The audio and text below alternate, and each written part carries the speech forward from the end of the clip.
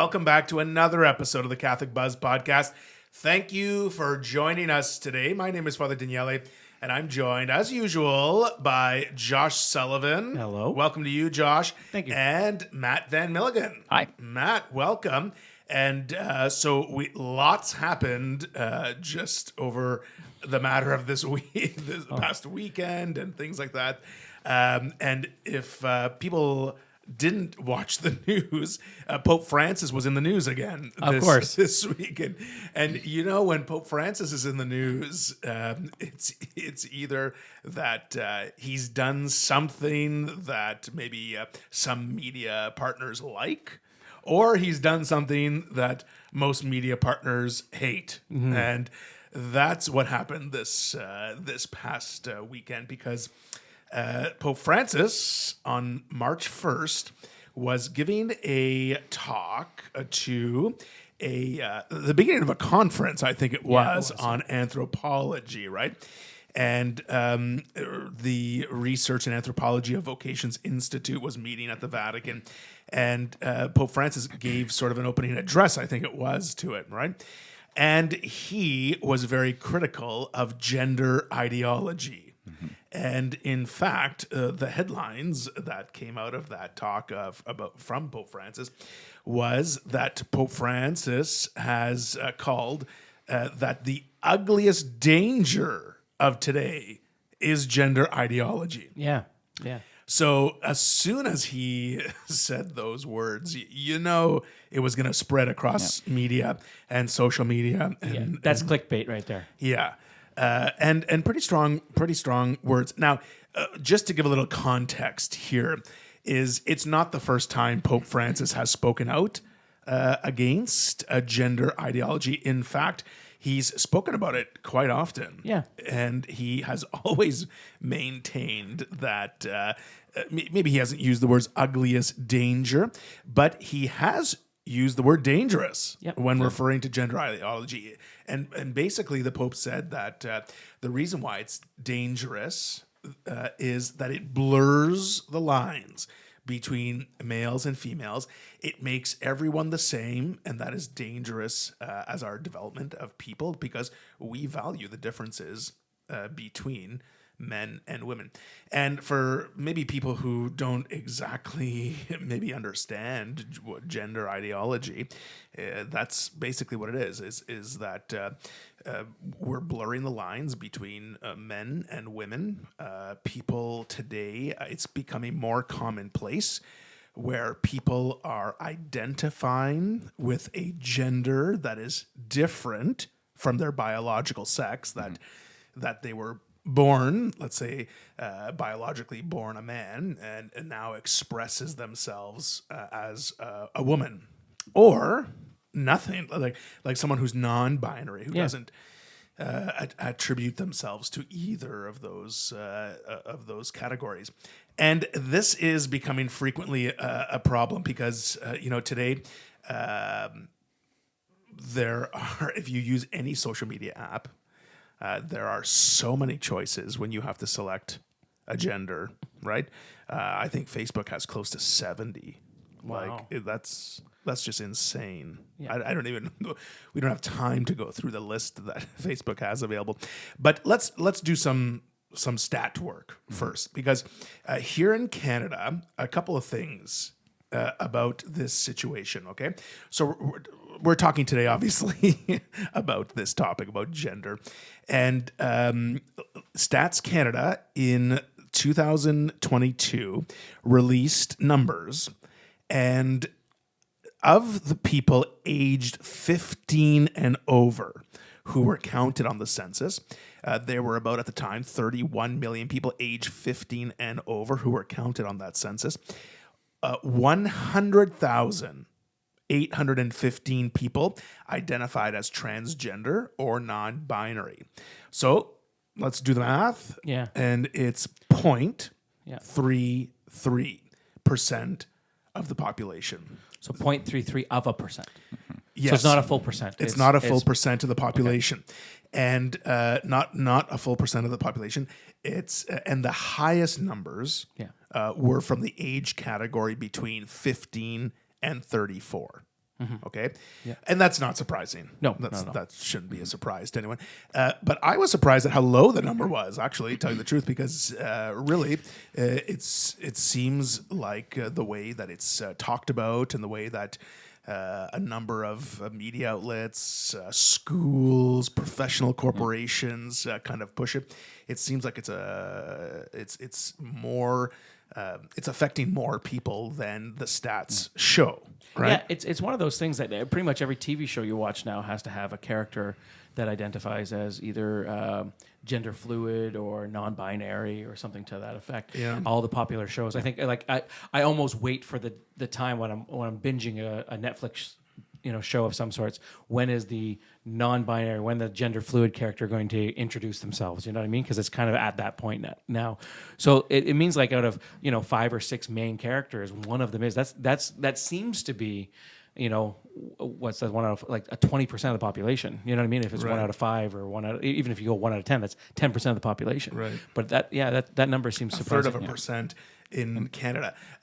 So in people's day-to-day lives, where they might encounter this, you could have a child or a relative who is transgender, who identifies with another gender or non-binary. Some people have shared, at family gatherings, people, some of their nephews or nieces are using different names now. People might also see this at work because a lot of professional groups are sort of asking or pushing employees to use pronouns on things like emails, sign-offs, business cards, whatever it might be, right? So people might see it there. So, and people might see it in the headlines, because in the headlines, you see a lot of headlines where there are people who were born biologically a male who now identifies as a female playing on a female sports team. So people see headlines like that. You see it a lot in the sports section. I think that's where I see it mostly come to light. Right. And that's sort of all across sort of professional and amateur sports right now. What people are starting to having to decide now, is it okay? I mean, this is a whole other, I'm going to say a whole other podcast, but is it okay for these people who identify as biologically male? And this was something that came up in the Olympics and everything else, because if you're biologically male, you'd have more testosterone and those things. And these are drugs that you might pump your system full of to be better. If you were a female, you could pump yourself full of it. So like there would have to be some, they're looking at the laws and regulations to make it, I'm going to say, equal for both biological males to compete with biological females. And it would be illegal for a female to inject themselves with these performance enhancing drugs and hormones to even just to get to a same kind of and so I think that's why it's in the level. paper right now, is they're trying to figure out, like, one of the things that we know as when we categorize men and women, men are stereotypically stronger. They're normally more muscle mass. They're more, and women. So when you're competing men against men for lifting weights and all that kind of stuff, it's not fair for men to lift weights against a female, because they have more muscle mass, they have more body mass, they have more. It's just a regular. So you have men compete against men, you have women compete against women on that. Yeah, there's that, like the famous case, I think, is that swimmer. Biologically male, identifies as a woman. Leah Thomas is their name, and so swimming. This is the big name that sort of was the perhaps even maybe the first openly transgender person in the swimming sport. Okay, so why I mention that is because that's where people might be seeing that. So there's all these areas of our life where people might be encountering this, right? So what do we say as a Catholic faith about this topic? Because on one hand, you have the emotional side of things. As a parent, you want to love your children. If they're going through something like this, you want to love them. And there's that emotional side. What do I do? What does my faith say about this, and how do I love my child? Then there are people who are very strongly against, right? Very strongly for. So where do we as a Catholic faith sort of teach What do we teach about this issue? Okay, so let's do a little bit of work here together. in this area. Okay. Because I want people to first understand that by first and foremost, we have to approach this situation when we're dealing with real people with love. We have to. And I know that sounds like an easy way out for Catholics to say, but it's very true. It's easy to deal with ideas. It's when we're dealing with people, that's where our faith kind of hits the road, right? And every child, every person is created by God, and they have a dignity that we are to uphold as Catholics, okay? So that's first and foremost, that we value each person. Now, that doesn't mean that we agree with all sorts of things. I mean, both of you are parents. Your kids do lots of things that you don't agree with, right? And you have to sort of correct them or teach them, shepherd them, guide them, right? So, but you love them. You love them, okay? So it's a situation that I think we have to approach first and foremost with love. Okay, so the church teaches, number one, that someone's body and someone's sex, they're not separate. They're not separate. Both of them make up the total person, right? And they're not capable of being separated from each other.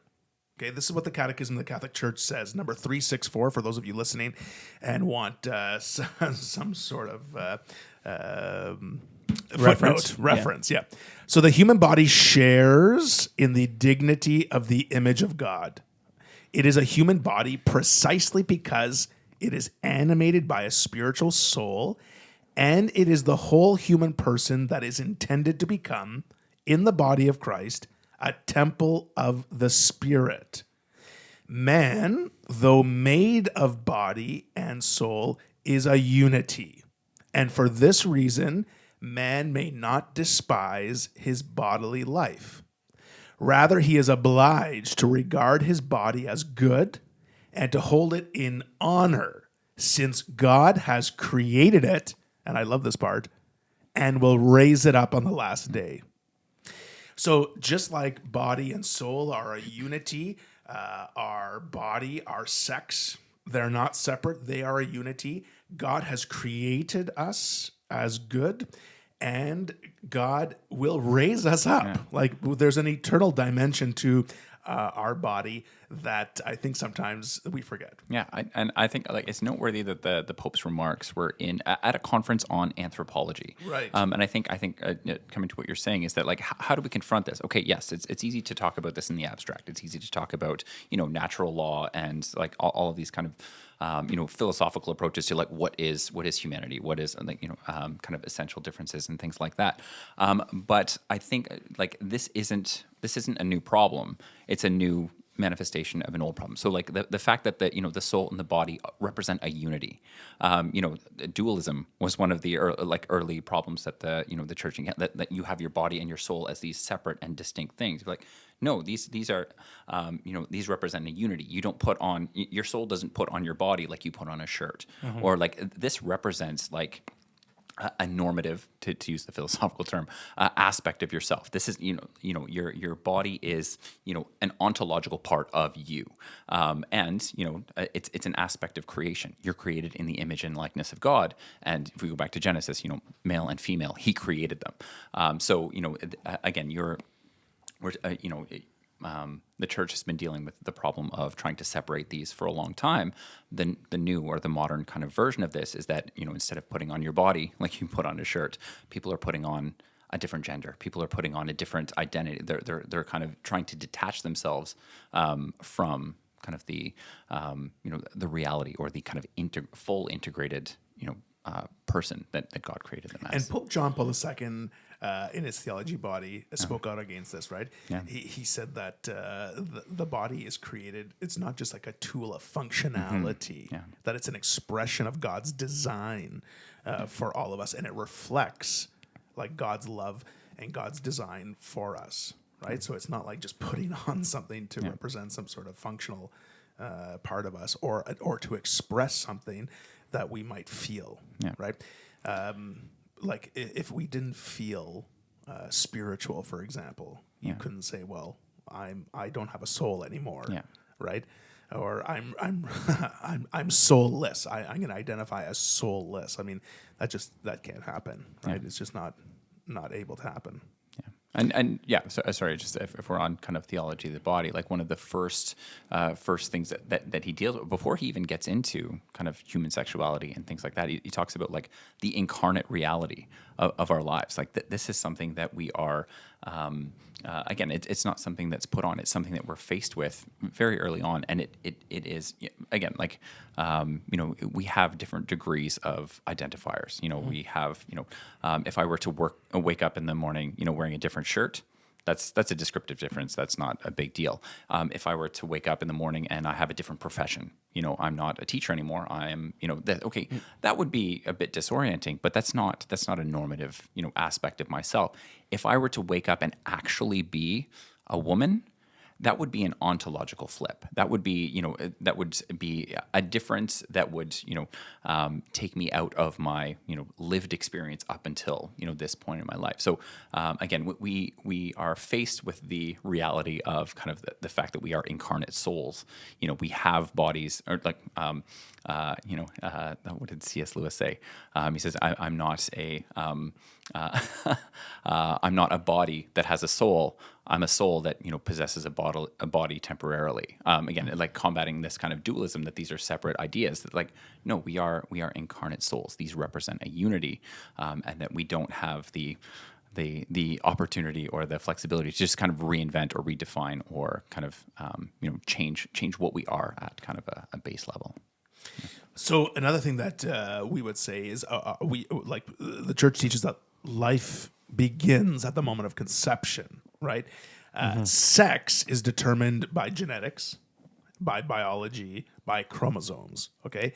And the medical term is gender dysphoria for the feeling of unease that a person may feel of being mismatched between their biological sex and their gender identity, right?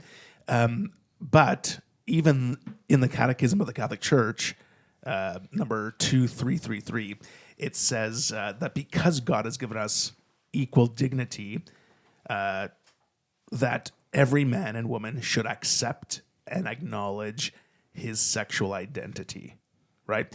And it's something that's given to us right from the moment of conception, that this unease that people feel between their biological sex and their gender identity is actually what the medical world calls a dysphoria, right?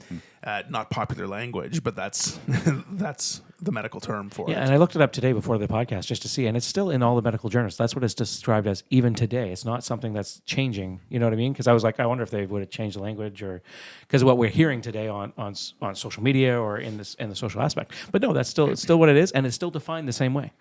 That's right. And so to be clear, with everything we've already said here, to be clear, the Catholic Church does not support any alteration, whether through chemical assistance like puberty blockers, for example, right? Or through physical surgeries to change one's sex. Like, does not support those.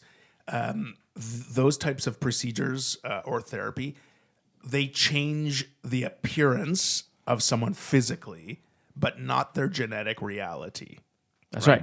So the church does not support any of those alterations. Yeah, I mean, that's one of the things that we talk about when we're talking about faith, reason. Reason suggests that you're created with these genetics, XXXY chromosomes, and we don't have a way of changing that. I mean, that's the way that you were born, and that's at the moment of conception. You get an XY or an XX chromosome. We learned about that before, like that's in biology. So we can't change that, Okay, so with all this, how do Catholics respond to this situation, right? And I want to go back to what I said before. We have to be loving.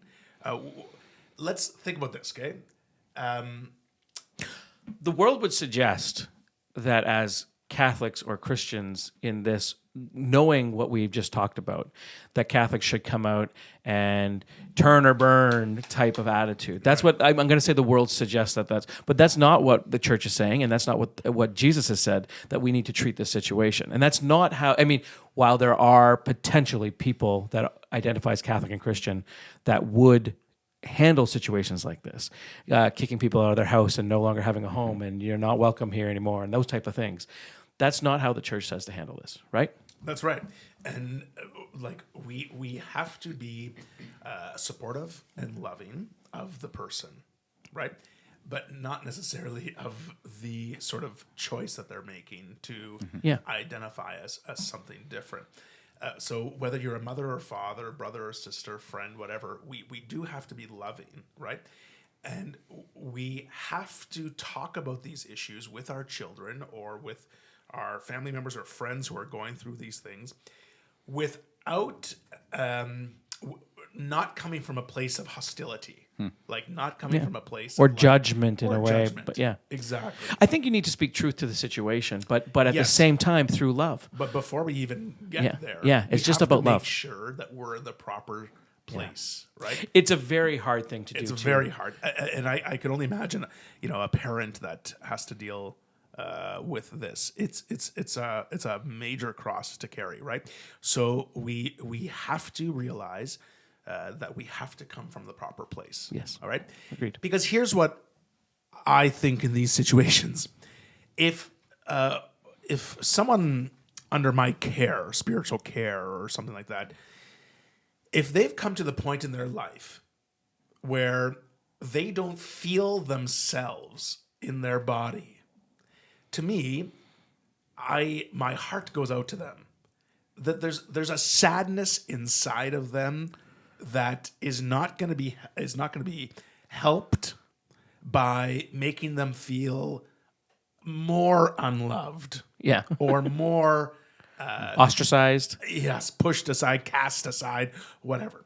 If someone has gotten to the point where they are saying that they feel like a totally different person other than from the body that they've been given, to me, I look at that with tremendous sadness for that person, because something within them is there's a terrible sadness within them because there's a hurt. There's a hurt, a pain, and it's only perpetuated by the decision that they're making to change their expression of gender. I'm not saying at all that it's easy for people to go through this. No, like young people who go through this, it's not easy at all.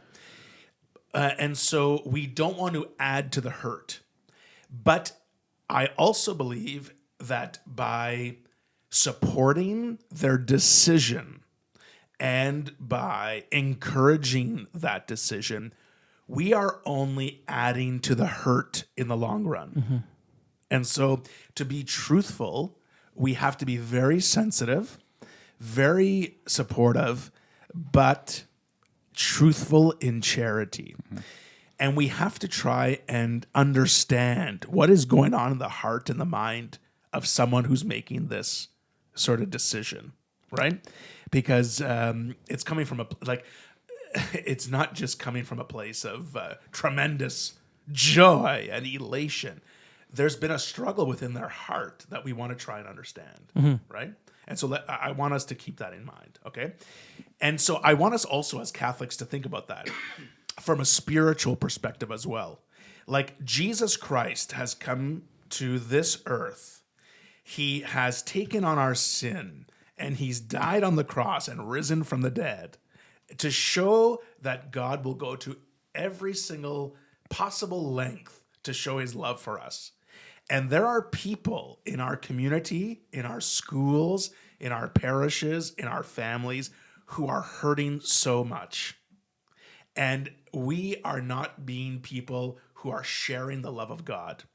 Like I want to just love these kids so much so that they come to love who God made them to be as the gift that God has given them through who God has shaped them to be through God's design for them, right? I think about a lot of times when we're talking and we're counseling teens and we're talking to teens, and one of the things that we talk about, and I just realized it comes down to this as well, is that like sometimes the prayer that I pray for these, like let them see themselves through your eyes, Lord. Yeah. Let them see themselves who you created them to be. And when I'm talking about that, I'm specifically saying like a lot of times teenagers identify themselves a bunch of different ways, but the world even tells us we identify as a bunch of different ways. Specifically, we identify by our sins. If you steal something, you're a thief, Right. and that is your identity as a thief. If you're a fornicator, then that's how you identify. If lazy or sloth or what, like you identify by the things that you do but God wants us to be His children, and so when we bring it back to identity, you are a son or daughter of God, but you are a child of God, and God loves you exactly as you're created, as He created you to be. And all the other things that the world imposes on you, everything else take that, like strip that all away, and then just be who you are in God's eyes. Like if you could see that, you know what I mean? That's what a lot of times when I'm counseling teens, that's my prayer going through my head a lot of times. Just like, oh Lord, they're filled with so much hurt. And it's not necessarily to do with gender ideology. It's just any hurt. But like, oh Lord, like they identify on this one specific topic because one time they did this thing, or one time, like they just, if they could only see themselves the way that you see them with all that love, that little piece is nothing to do with what's going on. So the same kind of thing here. I mean, it's harder because their whole identity is wrapped around this identity, right? I think that's a good way of framing it, because like identity isn't an exact science. Yeah. That is like, especially when you're talking about kind of that transition in adolescence, or even a teenager. You're talking about like teens or young people, not feeling fully comfortable in their skin. What 15-year-old feels fully comfortable in their skin? Has like a concretized identity that they're confident in, that they're and you see these, but they're in my experience the exception and not the rule. And this transition of adolescence into adulthood is really a process of finding your identity, finding where you are in the world. And we had a kind of a quick discussion before we were rolling about what you identify with, what your hobbies, your interests, your whatever, and you have kind of innate kind of masculine traits, but you also have a lot of kind of conventional masculine traits. Like you may like wrestling, you may not like wrestling, but like whether or not you like wrestling doesn't determine whether or not you're a man. Yes, if you a couple weeks ago I admitted to liking Jane Austen novels. That's not an indicator that I'm not masculine in Exactly. in that. So like we had this broad conventional understanding of masculinity that again, when you're going through this process of finding your identity, where you fit in kind of the social and relational apparatus of high school and starting your profession, it can be difficult to navigate. So you're saying some people are this kind of the insecurity that's kind of packaged with this process. That can translate into I don't feel secure in my own skin. What you're saying about like what is the fundamental source of your identity? For kids who are given kind of that firm foundation is like, no, your identity is that you are made in the image and likeness of God. Yeah. That should be our kind of unshakable foundation. And that should be kind of the pretext for all of our discussions with people who are, struggling with this situation, or these kind of, questioning kind of their identity and where they fit. We have a few minutes left here, and I want to address three things. Okay? So hold me accountable, because I said three things. Number one, I want to address the question that I get a lot from people about using pronouns on their work emails, or their company expects them to use these pronouns. So I just want to say a word about that, because I want people, and this is not a cop-out answer whatsoever, I want people to really think of this. The church expects us to make every decision in our life from our well-formed conscience. Mm-hmm. And I want people to form themselves well when it comes to this topic first, and let that be the guiding factor for them, and not any pressure that comes mandated down from a corporation, right? What we're doing is we are sometimes just following what is mandated to us instead of following what we believe. And the more we do that, the more we put our brothers and sisters in Christ in the situation where they're forced to do so, right? If more people would say, I'm not doing that, I'm not doing that, then that would be commonplace, not the other way around. I think it would be simple to use the same ideology in that situation. I'm not comfortable with doing that. Yeah. I'm not comfortable identifying my pronouns in this kind of email. I'm not comfortable with doing, and they can take that however they want. Maybe you're not comfortable because you're gender fluid and you don't know, or it could just mean that you're not comfortable in doing this because it's against your faith or it's against what you believe in, or that you would have to identify this way or another. Exactly. And so, but you saying that simple, I'm not comfortable with that. If like that's standing up to the mandate. And coming back to your question about like how do you encounter these people, encounter these situations? Like you meet people where they're at. So like if you're talking about you're dealing with a pastoral situation, or we're dealing with someone that we know, we have a relationship with, that's dealing with it on one level. You're encountering the person. When you're talking about corporate communication strategies and mandates and all these things, you're engaging the issue on another level. You're engaging it on kind of a policy level. Yes. So then that's probably a better arena for the more abstract discussion. But also, this is a professional disagreement. This is you can be professional and you can disagree. Like there's, for the moment, we still have kind of the protection of free speech.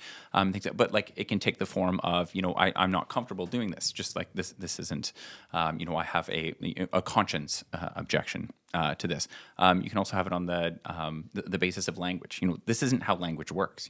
Language actually, is an emergent property of, societies and interpersonal interactions. Like mandating speech and legislating, this is what words mean, this is what they don't mean, these are the words you're allowed to use, and like is not actually, if not everybody's interested in the history and philosophy of language, but again, that's another angle you can approach it from, and just like that, like you can try this at a policy level, and you may get some traction, but long term, just in the nature of how language develops, it's not going to last. Okay, number 2 is I want to caution parents of young children about what is being taught in their schools. Because let's remind people that just because a school might have the word Catholic on it doesn't mean that the Catholic Church has any affiliation with it or has any sort of role in overseeing how it functions, right? And today, more so in both, in all systems that are publicly funded, that includes public schools and Catholic schools, they're all publicly funded by the government. There are things that are being taught in classrooms that are contrary to the Catholic faith when it comes to gender.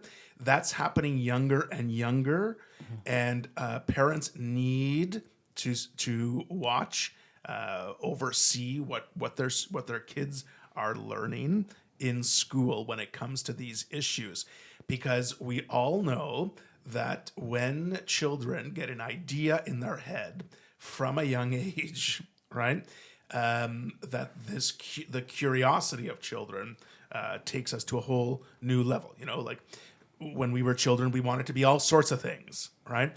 And if what's being taught from a teacher in a classroom is that you could be whatever gender you want or whatever it might be, kids start to ask themselves the question now, right? So if you're a parent, keep an eye on what is happening in the classroom. If you have an issue with what's happening in your classroom, usually the proper process is to speak to the teacher, then the principal, and then bring it to the school board. That's sort of the way school boards sort of format the Teacher correct first way of bringing a complaint. Okay, so that's the second thing I want to say. Can I just say really quickly sure. too? My son texted me today with this very issue in mind. I think he texted you as well, just saying this is what's being taught. I need help here. Like this is what is going. And he took pictures of the slideshows, and so this is very much a real thing, very much happening today. Like it happened today as we filmed this podcast. It was a text message I got from my son saying, "What do I do in this in grade 9?" You know what I mean? And so that like this is a very real situation. And then they're being asked to do assignments from, your friend, people don't agree with your friend who's transgender. How would you defend that transgender point How would of view? you correct them? Yeah. How would you correct those people that don't agree That with, don't agree. and so like they're Yeah, it's assuming one position. Yeah. which is wrong with the whole premise of the assignment is wrong. And I think one of the things that we have to point out here, a lot of times people come from this area from a point of love in the sense of they're trying to stop bullying. This is where a lot of this kind of comes forward. Is they're hitting the agenda of the anti-bullying campaign, and so they're trying to teach. But one of the things that I feel that schools are missing on a big point is that we're not teaching them that we can have different opinions. That we can have, my opinion can differ from Matt's opinion, can differ from yours, Father, and that we can still be good friends, Still love each and other. still love each other. Yeah. We can have it has to be that everyone agrees to the exact same thing. Everyone is exactly, and if you're not, then you're ostracized, Yeah. and you know what I mean. But specifically to the mandate of whatever the school is teaching at the time, where we got to come back to we can have difference of opinions. We should learn to defend our opinions, and we should learn to have discussions about the opinions without putting our personal self into the mix. And be able to debate ideas versus personals. Okay, and quickly, the last thing here, because we're getting a little tight on time here, is the last thing I want to say is to parents is you have to monitor what your kids are watching online. You have to. Giving people a cell phone, giving your children a cell phone or an iPad or TV time, like iPad time or whatever they call it. Yeah. Screen time is time, what I was, giving people unsupervised screen time as children and young adolescents is giving them access to a whole world out there that is perverse. It's not like the internet when I was growing up where, you got excited because you pressed send on an email. There are things online that kids are accessing and that's through some of the mainstream social media platforms. For sure. There's images, there's commentators, there are people out there who are sharing these beliefs that and people wonder why. How did my children even think of that, or where did that word come from, or why are they doing that, or where did they get that idea from? Unsupervised screen time as young adolescents, as children, is not okay. It's not okay. And I think parents really need to take that more seriously. You need to have open, honest conversations with your kids. You need to start them young, at like 2, 3, 4 years old. I set my kids in the car, and they would just ride with me to go get groceries or whatever the case may be. But we'd have open, honest conversations about what they're going on in their life. At that point, the most important thing was the bug that they caught that day or the worm. Right. But you're listening. As you get older, it actually becomes into more, and they start bringing you things like my son who can text me about very specific issues that they know, I don't know how to handle this. How do I do this, Dad? How do I answer? How do I respond? Like, those are the good relationships that you want to have with your kids. Exactly, and that's very good because I don't think that happens enough. No, yeah. And I think we are just assuming that our children are behaving online. It's so easy to do whatever you want online and not be caught. Okay, we didn't even we're out of time. I wanted to talk about the bill in Canada, Bill C-16, that has added to the criminal code any speaking out against the idea of gender ideology or things. So, but we didn't get there today. Maybe we'll do that on another episode when we talk about Canada's bills and laws. That might take a whole series of episodes. I don't know. So if you have any comments to leave for us, you can leave them in our social media comment boxes, or you can email us at askus@thecatholicbuzz.com. That is all the time we have today. So for Josh Sullivan and Matt Van Melgen, my name is Father Daniele. We'll see you next time on The Catholic Buzz.